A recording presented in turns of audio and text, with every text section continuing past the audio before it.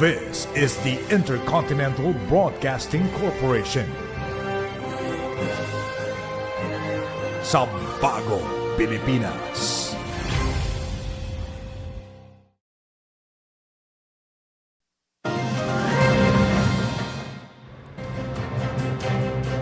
Good evening, this is 13 News. We bring you the day's top stories that shape the country and the world. Let's get into the headlines right now.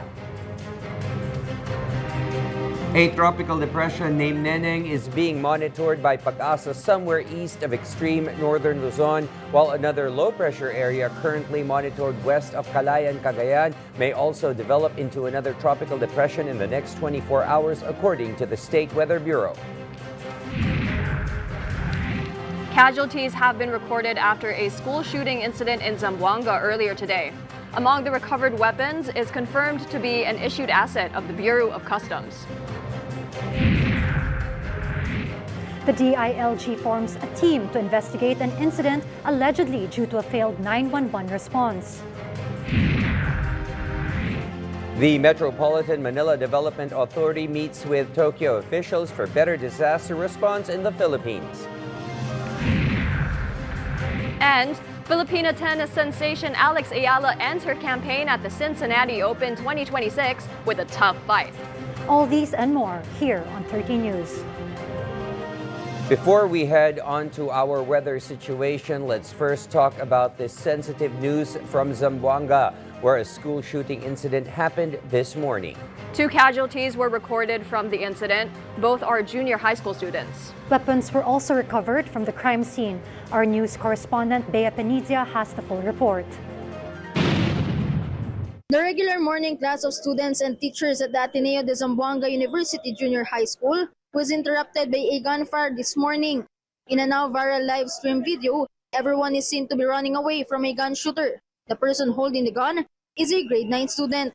According to the school administration, 2 casualties were recorded from the incident, a grade 10 student who suffered a gunshot and the grade 9 student who also shot himself and is now considered as a child in conflict with the law. The Ateneo administration has extended its condolences to the families of the victims. The university also immediately suspended classes.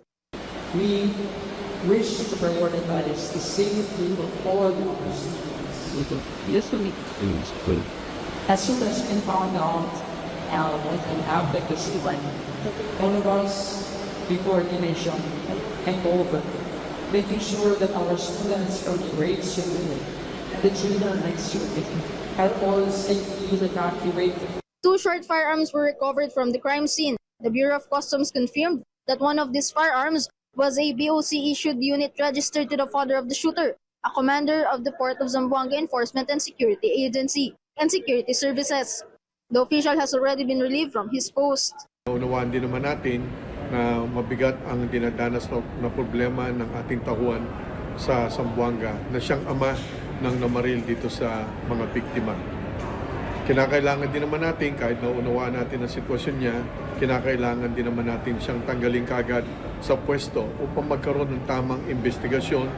Senate President Win Gatchalian said authorities must determine how the suspect gained access to the firearms and brought incident to the school premises.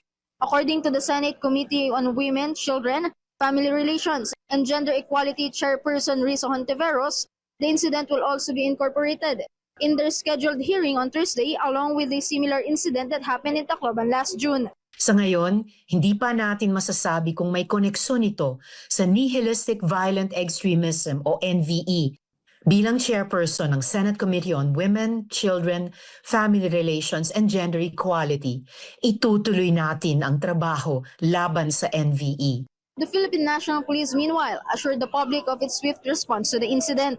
In fact, the PNP immediately coordinated with the local government of Zamboanga City as well as the other government agencies in the region. Authorities also urged parents to remain calm and follow official advisories.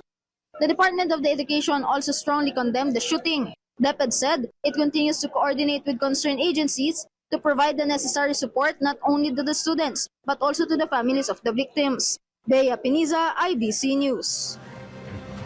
President Ferdinand R. Marcos Jr. has also ordered a thorough investigation into the school shooting incident that happened in Zamboanga earlier today. In a statement, the president expressed his condolences to the families of the victims and the entire school community. He stressed that schools should be among the safest places in the country where Filipino children are entrusted to learn, grow, and pursue their dreams. The chief executive also directed law enforcement agencies to work with schools and communities to strengthen safeguards for students. Following the president's directive, the government is now stepping up efforts to prevent similar incidents. Although ito po ay pribadong paaralan, pribado man o pampublikong paaralan, nandiyan pa rin po ang pag-uutos ng ating Pangulo na dapat na ang pagpaprotekta sa ating mga kababayan, lalong-lalo sa kabataan, ay dapat paigtingin. Meanwhile, the Department of Social Welfare and Development, or DSWD, has placed its teams on alert and is ready to provide assistance within the school premises. Una, malungkot kami na meron na namang shooting incident. Kausap ko kanina yung regional director namin sa Zamboanga, nakahanda ang aming mga social workers to provide psychosocial intervention, yung mental wellness or yung yung first aid, yung mental wellness first aid. We're ready the moment payagan tayo pumasok. In other news, amid the continuing impact of Habagat and recent typhoons Luis and Maymay, the Department of Social Welfare and Development, or DSWD, vows to keep its uninterrupted assistance for Filipinos affected by flooding and other disasters. Beyond immediate relief, the DSWD is also looking at financial interventions to help affected families recover their livelihoods and rebuild their sources of income. IBC News correspondent Victor Liantino has the report. Michelle Oira and her family are among those who currently take temporary shelter at the evacuation center of Barangay Manresa in Quezon City. After surviving the recent chest-deep floodwaters caused by the torrential monsoon rains in the past few days, Michelle now wonders how they will be able to sustain a living when the bad weather destroyed their food stall, her family's sole source of income. Ayun nga po ang problema ko ngayon, yung puhunan, tapos yung pambili ko ng mga kagamitan uli. Yun lang ang natira. Wala nang natira sa akin. Like Michelle, millions of Filipinos were affected and are currently bearing the brunt of Habagat and recent typhoons Luis and Maymay. This is the reason why the Department of Social Welfare and Development is relentlessly providing aid and other assistance to our countrymen who are in need. In fact, acting on the directive of President Ferdinand Marcos Jr., Gatchalian assured the survivors that beyond the distribution of relief packs, the agency is preparing financial interventions to help victims, Michelle, to rebuild their small businesses. Well, we're assessing, we'll work with the local government unit sa kanilang local social welfare office kung kaano pang intervention ng kanilang mga kailangan kasi ngayon ang importante muna pagkain. Other victims of the recent flood also expressed gratitude to the President for these interventions. Papasalamat po kami sa mga tumulong sa amin sa ayuda. Lalo na kay Ferdinand Marcos. Nagpapasalamat na rin kami sa Presidente, lalo na sa mga nagtutulong DSWD. Nagpapasalamat na kami, nabigyan kami ng tulong. Nakakapat makaraos kami kasi walang trabaho eh. Hindi kami makapasok ng trabaho. Secretary Gatchalian also vowed their uninterrupted assistance to the needy Filipinos across the country. Victor Liantino, IBC News. Meanwhile, Malacanang, along with several government agencies, met to discuss long-term solutions for the country's decades-long flood problem. IBC correspondent Harley Valbuena has more on today's Palace briefing. As many Filipinos are still recovering from the impact of the active southwest monsoon and the wrath of recent typhoons, the government ensures the public that they are keeping their eyes open on the plight of our countrymen, especially amid this kind of weather. May mga small improvements na nakikita tayo pero it's not enough. Talaga nakita natin ang paghihirap ng ating mga kababayan and we really commiserate with them. Malacanang even highlighted that President Marcos Jr. is also closely monitoring the condition of the affected areas and individuals. Patuloy na nakamonitor ang Pangulo upang mabantayan ang seguridad ng mga residente sa mga apektadong lugar. Utos ng Pangulo sa lahat ng ahensya na iprioridad ang kaligtasan ng mga residente at siguruhing maaabot ng tulong ang mga nasalanta ng baha. The Department of Public Works and Highways says among the measures is to expedite the completion of flood mitigation structures along Marikina River, the repair of floodgates in Navotas City to prevent flooding in the Kamanava area, ensure the operation and proper maintenance of pumping stations, and the building of water detention basins. We've been experiencing floods for decades, no? And this is not a problem that can be fixed overnight, but ang directive ng Pangulo, bilisan ang pag-aksyon para ma-address na natin to.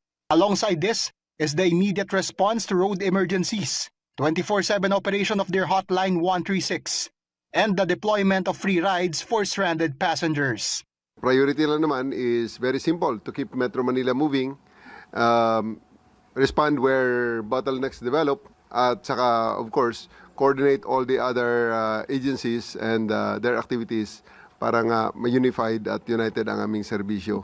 According to Pag-asa, Metro Manila and nearby provinces experienced about 200 millimeters of rainfall in just 6 hours during the heavy rains last Monday, still far from the 381 millimeters of rainfall recorded during Typhoon Ondoy in 2009. But the Weather Bureau warns that continuing rains may still be experienced for the rest of the week due to the tropical depression Neneng and other weather systems affecting parts of the country. Harley Valbuena, IBC News. The Department of Public Works and Highways, or DPWH, targets to construct another navigational gate in Navotas for the welfare of its residents. Along with that is the agency's continuing validations of other flood control projects, including those implemented in the past administration. Let's have more details from Patrick Gupo. For residents of Barangay Daanghari in Navotas, the pumping stations and floodgates built in their area have brought much needed relief. Residents say they no longer experience knee-high flood water like they used to. Both the residents and the Department of Public Works and Highways attribute this to the positive impact of the flood control facilities and other initiatives in the area. Maganda po, wala na po tayong baha, hindi na po tumataas ang tubig dito.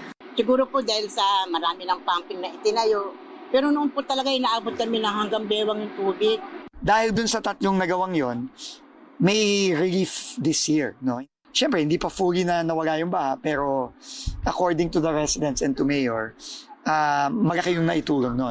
However, Dizon says 3 more pumping stations in the city still need repairs. Apart from that, they also target to construct another navigation gate in the Navotas City waters. Dizon stressed that close coordination between the national and local governments is crucial to making flood control projects work. Dahil sa coordination namin na yun, mayroong kagad epekto for this year. Hindi pa completely na-solve yung problema, pero papunta tayo doon. So baby steps tayo. While doing this, the agency is also continuing its review to pending flood control projects, noting that hundreds of cases could be filed over almost 400,000 flood control projects implemented under the previous administration if irregularities are found. Kapag merong nakitang mali, then mag-graduate na yan into fact-finding and possible cases to be filed by the Office of the Ombudsman. So tuloy-tuloy lang yan. Daang-daang kaso yan. Ang pinag-uusapan natin dyan, no? The DPWH is keeping in their mind the help of flood control measures to public when it's done or executed accordingly. Patrick Gupo, IBC News. Meanwhile, the Metro Manila Council also met today to discuss the construction of the Paranaque spillway project. This is expected to address threats of floodwater whenever the Laguna Lake overflows. Though the authorities would still need to discuss how to realize this project as it may affect hundreds of families in Muntinlupa City. IBC correspondent Eugene Fernandez has the full report. The interconnected waterways in Metro Manila seem to be both a blessing and a challenge. When heavy rains hit, the waters from the Marikina River are diverted to Mangahan Floodway all the way to the Laguna de Bay. But when the water level in the Laguna Lake overflows, it becomes a threat to the coastal communities along the lakeshore, as it also flows back to parts of Metro Manila. As a way to address this, the Department of Public Works and Highways seeks to construct Paranaque Spillway Project, a 10.5-kilometer underground tunnel that will connect Laguna de Bay and Manila Bay. So malaki pong kaigsan nito pag nagawa natin. Bagamat po ang suporta po ng bawat local government dito ay amin pong hinihingi. This project will run from Buli in Muntinlupa to the Zapote River in Bacoor, Cavite. DPWH was also quick to respond to Muntinlupa Mayor Rufy Biazon regarding the plight of around 500 families in the city that could potentially be affected by the 10-year project construction. Yung maapektuhan are not simple ISFs. They are long-time citizens of Muntinlupa, property owners. Titulado yung mga properties nila. And syempre sa kanila, number one sentiment ng mga naninirahan doon, yung sentimental value of the property na minana pa nila sa mga ninuno nila. Mayor Ruby Biazon, nagawa na po namin ito ng remedyo because yung 500 po noon, pinag-aralan po namin, we did a tunnel underneath the 500, the 2.3 hectares. So it can be a massive structure 50 meters below the ground that can bypass the open channel from Laguna de Bay all the way to the open channel nandun po sa upstream, then tunnels all the way to Manila Bay. The agency and Muntinlupa LGU agreed to discuss further as to how will they realize this project. Meanwhile, the council also discussed in the meeting the single ticketing policy for waste management as proposed by Congressman Mark Anthony Santos. Nag-usap po kami ni Chairman while you were presenting, sir. We are very much open to discussing this. Maaari ho tayo magbuo ng isang technical working group to discuss ano yung magiging specific measures po and dynamics na pwedeng gawin. The Metro Manila Council believes the proposal could also help instill greater discipline among residents in proper waste disposal, an effort that could help address the region's persistent flooding problem. Eugene Fernandez, IBC News. Next, the DILG probes alleged delays in a 911 emergency response following the death of a caller. Stay tuned. This is 13 News.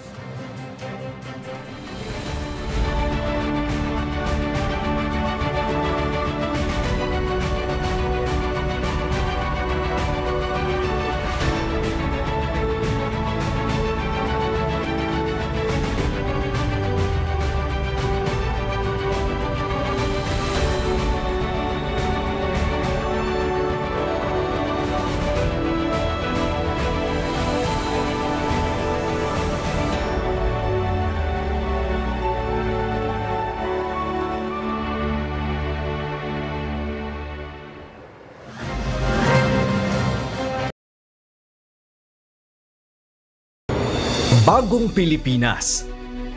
Mahalaga ang kapakanan ng bawat isa.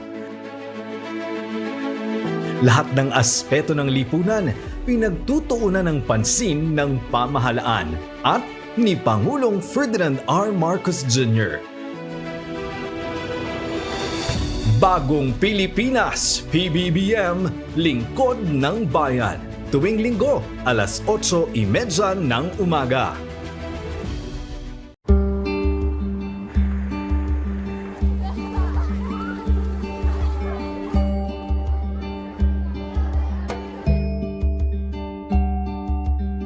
Ang pinaka-importante sa amin na maipasa namin sa aming mga kabataan ay yung aming lengguwahe.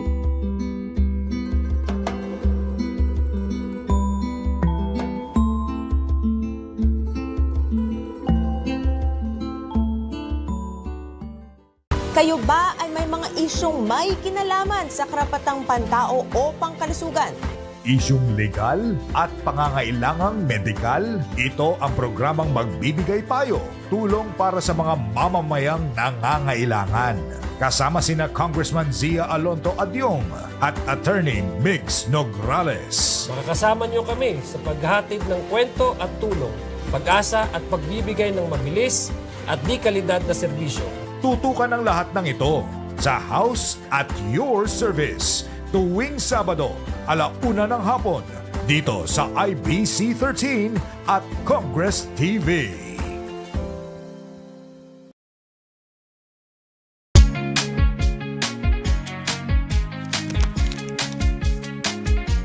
Si Art Kuya M ba ang hanap ninyo? Kuya M! Siyempre, kayang-kaya yan ni Art Kuya M.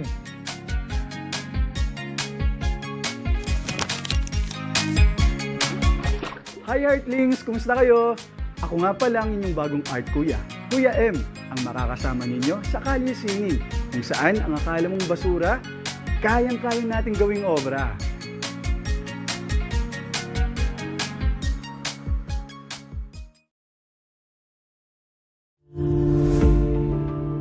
Sila ang mga hinalal ng taong bayan upang maisulong ang kaunlaran sa bayan at maiangat ang antas ng kabuhayan ng mamamayang Pilipino.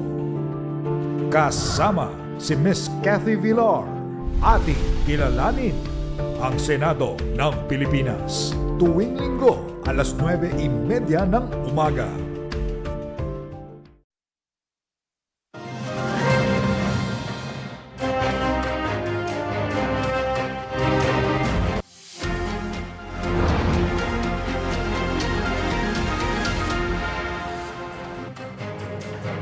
A tropical depression as of 2 o'clock p.m. earlier today. The former low-pressure area west of the Philippine Sea has developed into a tropical depression and now has been named as Neneng. Pag-asa says Neneng is currently monitored east of extreme northern Luzon and moving in a northwestward direction. This weather disturbance does not directly affect our weather condition, but is pulling southwest monsoon that's causing torrential rains in parts of the country. Neneng is the third tropical cyclone recorded inside the Philippine area of responsibility this month of August and 14th since January. However, the Weather Bureau is also seeing a possibility of developing tropical depression east of the Calayan, Cagayan in the next 24 hours. Although Pag-asa says this weather system is currently moving away from our landmass. Due to our weather condition, President Ferdinand Marcos Jr. has ordered alternative work arrangements in government offices and alternative learning modes in schools in various parts of the country tomorrow, August 19. Memorandum Circular number 129 was issued due to the continued heavy rains brought by the southwest monsoon or habagat. The directive covers the National Capital Region and 17 provinces, including Abra, Benguet, Ilocos Sur, La Union, Pangasinan, Bataan, Bulacan, Nueva Ecija, Pampanga, Tarlac, Zambales, Batangas, Cavite, Laguna, Rizal, Occidental Mindoro, and Oriental Mindoro. Public and private schools in these areas will implement alternative learning modes and learning continuity measures at all levels, unless otherwise directed by their local chief executives. Government agencies providing vital services will continue operations. Meanwhile, the decision to suspend work or adopt alternative work arrangements in the private sector will be left to management.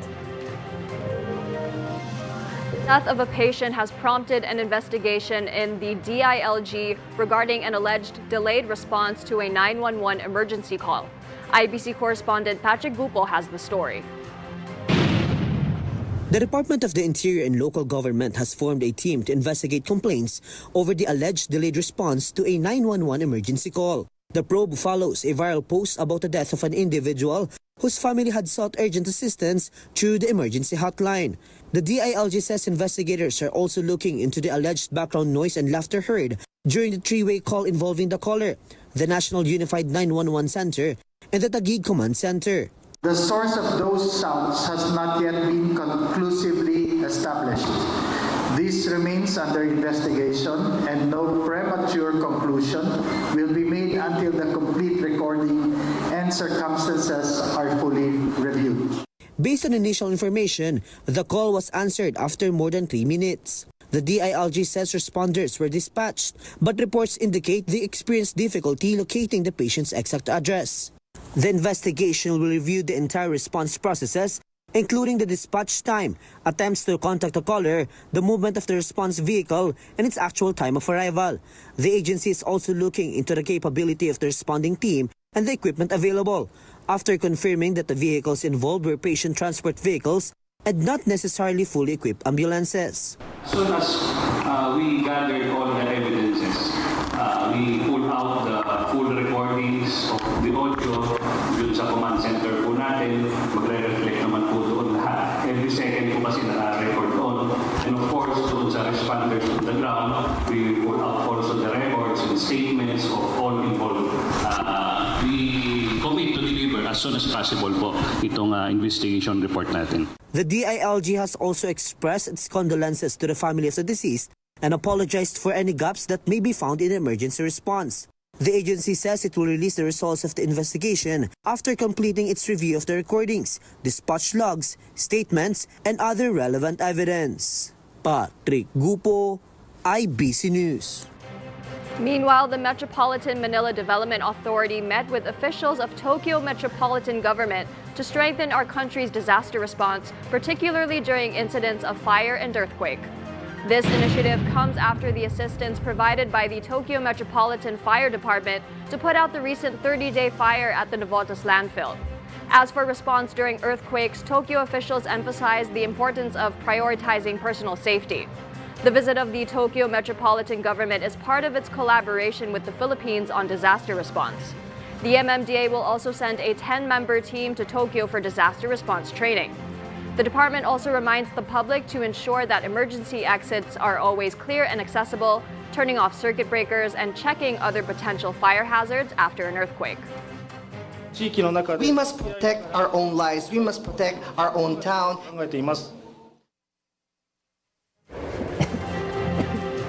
other news, persons with disabilities or PWD youth take center stage this August as Special Olympics Pilipinas launches Show Your Groove hip-hop dance competition. The competition is for youths with autism, ADHD, Down syndrome, and other developmental conditions who wants to show off their dance moves. Proceeds for every ticket purchased for the said event will be donated to the organizers of sports clinics for PWD athletes. Special Olympics Pilipinas is a non-profit organization that provides year-round sports training and athletic competitions for children and adults with intellectual and developmental disability. Where we are expecting between 1,000 to 1,500 people to attend from all walks of life, including shoppers from different neurodivergence group, association, even some professional hip-hop dancer.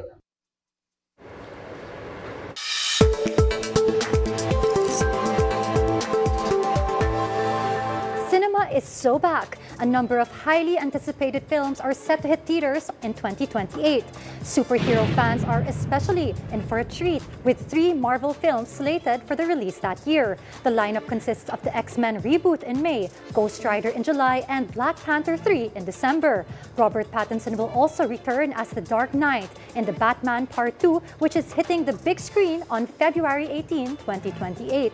Meanwhile, iconic English rock band The Beatles are getting not 1, but 4 biopic films, all directed by award-winning director Sam Mendes, with the 4-part cinematic event premiering on April 7, 2028. Disney Princess fans aren't left out, with the live-action Tangled set to hit theaters on March 31, 2028. Meanwhile, we have devastating news as American actress Hayden Panettiere died at the age of 36. Her death was confirmed by her family through a statement released by her representative. Panettiere was best known for her role as Claire Bennett on the NBC superhero series Heroes. She was also known for playing Sam Gidding, one of the main characters in the 2015 survival horror video game Until Dawn. Authorities have yet to determine the official cause of death as the investigation remains ongoing.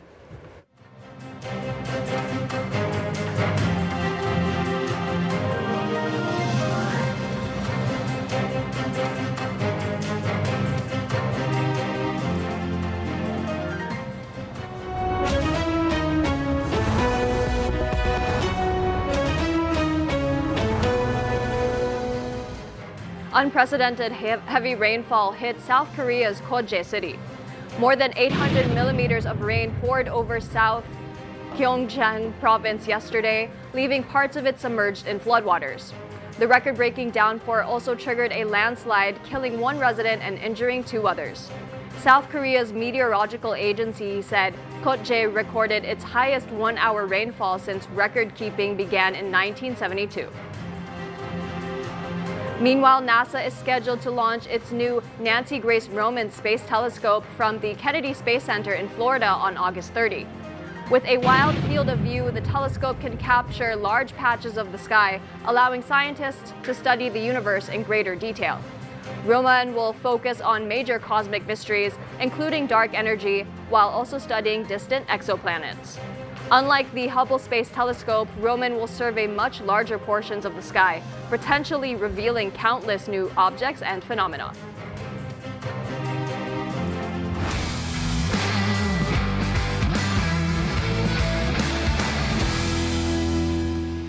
Filipino tennis star Alex Ayala's road to the U.S. Open continues after she fell to world number 10 Amanda Anisimova in the round of 32 of the Cincinnati Open. Ayala won the opening set 6-4, but Anisimova fought back to take the next two sets 6-4, 6-2, ending Ayala's six-match winning streak against top 10 players.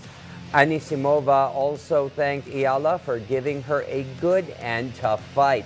Despite the loss, Ayala heads into the U.S. Open on a strong note, wherein she is set to partner with world number 4 Felix Auger-Aliassime in mixed doubles. Ayala will also feature in the Stars of the Open exhibition on August 27 at Arthur Ashe Stadium, where she will face world number 14 teenage star Eva Jovic.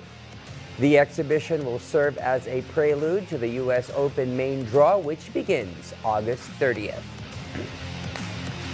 Meanwhile, Filipino pole vault star E.J. Obiena continues his strong run this season, claiming his 8th gold medal of the year at the Golden Sand meet in Poland. Obiena cleared 5.91 meters on his first attempt, setting a new meeting record and clearing the 5.90-meter mark for the first time since the 2024 Paris Olympics.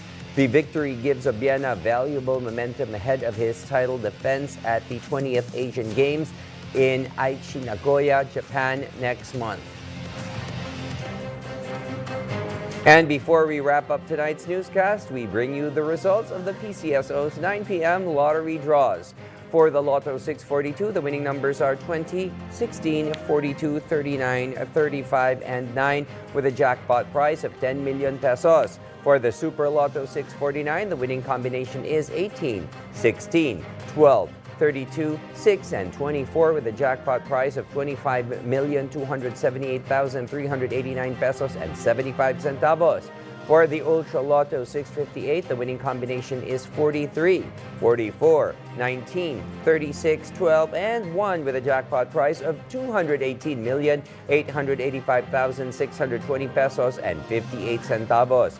For the 6D Lotto, the winning combination in exact order is 1, 9, 4, 6, 6, and 2.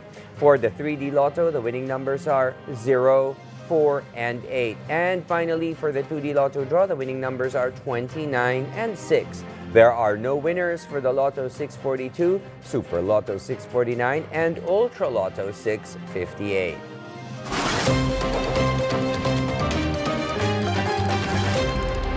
Tomorrow is a day to appreciate the art, history, and science behind photography, because August 19 is World Photography Day. Photography gives us the power to immortalize a moment, to capture a memory that might otherwise fade with time. You may celebrate by sharing your favorite photos online using the hashtag World Photography Day. Or you can simply grab your camera and capture a moment that means something to you. Also for tomorrow, residents of Quezon City as well as Quezon and Aurora Province will pay tribute to the first president of the Philippine Commonwealth, Manuel L. Quezon. August 19 is declared as a special non-working holiday in these areas in honor of the birth anniversary of former President Manuel L. Quezon. Quezon seated as the first president of the Philippine Commonwealth in 1935. He also declared Filipino as the country's national language.